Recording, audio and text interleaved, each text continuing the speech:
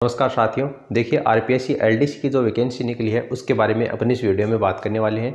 RPSC LDC यानी अधीनस्थ कर्मचारी जो चयन बोर्ड है उसके द्वारा 13 फरवरी को जो वैकेंसी के लिए नोटिफिकेशन जारी किया गया है। टोटल ये 22 पेज का नोटिफिकेशन है, लेकिन कौन कौन सी चीज़ें आपको इस नोटिफिकेशन में जाननी जरूरी है उसके बारे में शॉर्ट रूप से अपन इसमें बात करने वाले हैं। देखिए, इसमें एलडीसी की वैकेंसी की बात करें तो टोटल 3 विभागों में ये वैकेंसी है वो निकली है, जिसमें आपका पहला है शासन सचिवालय, दूसरा राजस्थान लोक सेवा आयोग और तीसरा है राज्य के अधीनस्थ विभाग या कार्यालय में। जिसमें पहले 2 विभाग हैं शासन सचिवालय और आरपीएससी, इसमें दोनों में ही लिपिक ग्रेड सेकंड के लिए वैकेंसी निकली है, जिसमें नॉन टीएसपी क्षेत्र के लिए 584 और नॉन टीएसपी क्षेत्र आरपीएससी में 61 पदों के लिए इस वैकेंसी का आयोजन करवाया जाएगा। वहीं राजस्थान के अधीनस्थ विभाग और कार्यालय में कनिष्ठ सहायक के लिए इसमें नॉन टीएसपी के लिए 2788 पद हैं, जबकि टीएसपी क्षेत्र के लिए इसमें 764 पद हैं, यानी कि टोटल इसमें 3552 है। और ये जो पूरी वैकेंसी है तीनों विभागों में वो लगभग 4197 यानी कि लगभग 4200 पदों पर इस वैकेंसी का आयोजन करवाया जाएगा।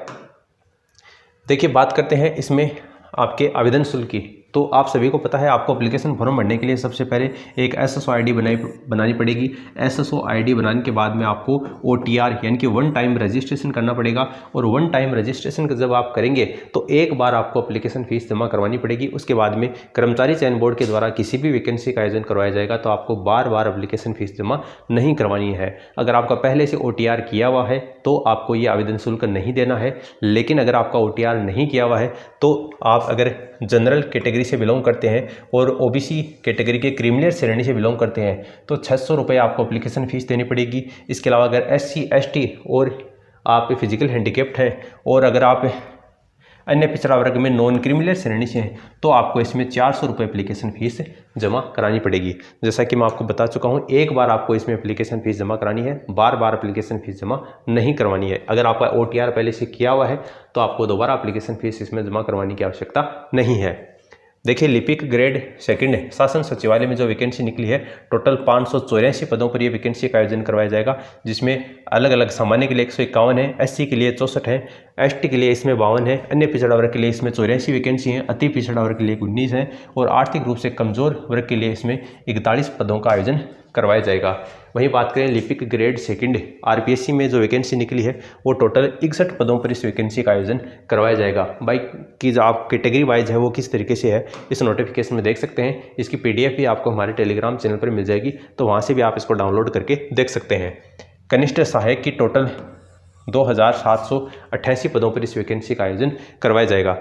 अब देखिए, और जो इम्पोर्टेंट चीज़ है जिसमें मुख्य रूप से आपकी है एजुकेशनल क्वालिफिकेशन, शैक्षणिक योग्यता आपकी इसमें क्या होनी चाहिए। तो सबसे पहले आपको इसमें 12th पास आप होने चाहिए, सीनियर सेकेंडरी, यानी कि ये तो कंपलसरी है कि कम से कम 12th पास आप होने चाहिए।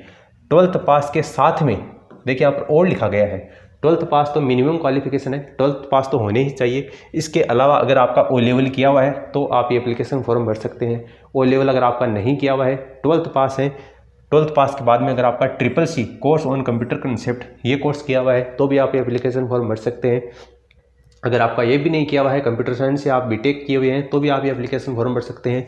कोपा का अगर आपके पास में डिप्लोमा है तो भी भर सकते हैं। अगर ये नहीं है, अगर आपके पास में RSCIT का डिप्लोमा है तो भी आप ये एप्लीकेशन फॉर्म भर सकते हैं। यानी कि अगर आप 12th पास हैं और RSCIT का आपके पास में डिप्लोमा है तो आप ये एप्लीकेशन फॉर्म भरने के लिए एलिजिबल है।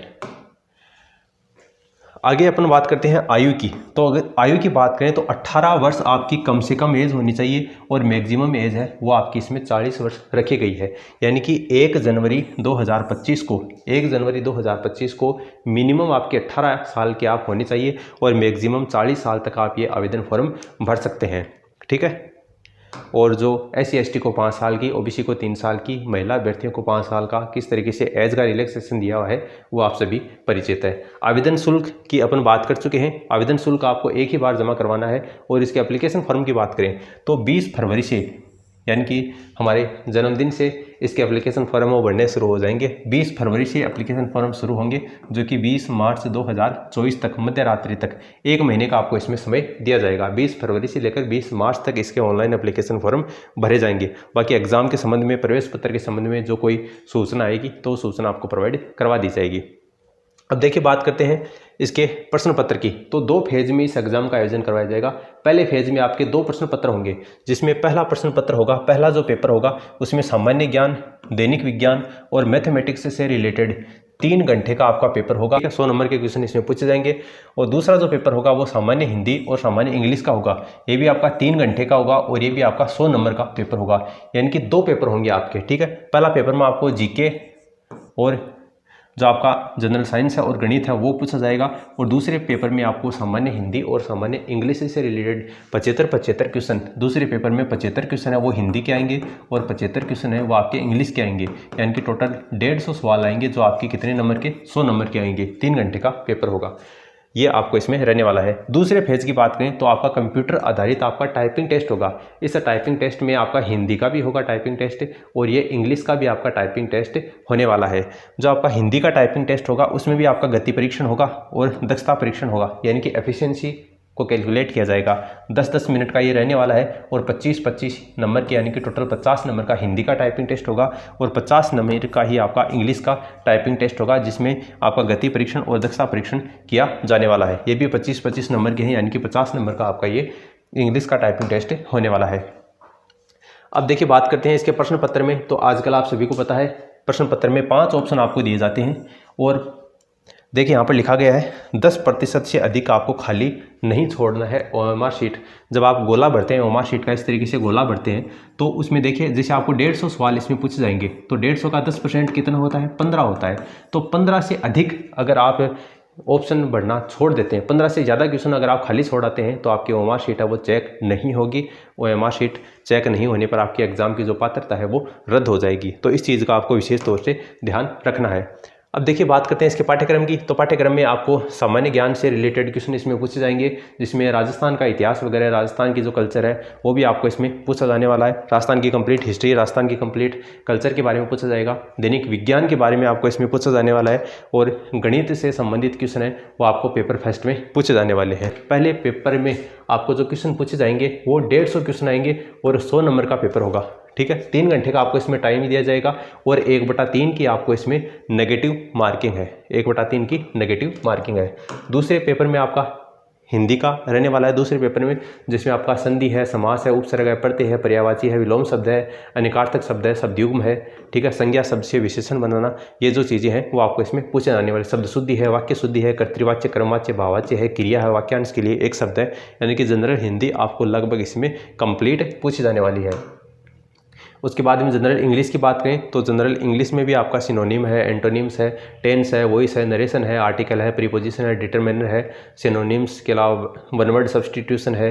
ये सारे क्वेश्चन आपको इंग्लिश में भी पूछे जाने वाले हैं। सिलेबस की आप PDF डाउनलोड करके भी देख सकते हैं। दूसरा जो पेपर है उसमें भी आपको 150 क्वेश्चन पूछे जाएंगे। 100 नंबर का ये पेपर होगा, 3 घंटे का ये पेपर होगा और 1/3 की नेगेटिव मार्किंग है वो दूसरे पेपर में रहेगी। जैसा कि मैं आपको बता चुका हूँ 75 क्वेश्चन है वो हिंदी के रहने वाले हैं और 75 क्वेश्चन है वो आपको इसमें इंग्लिश के रहने वाले हैं।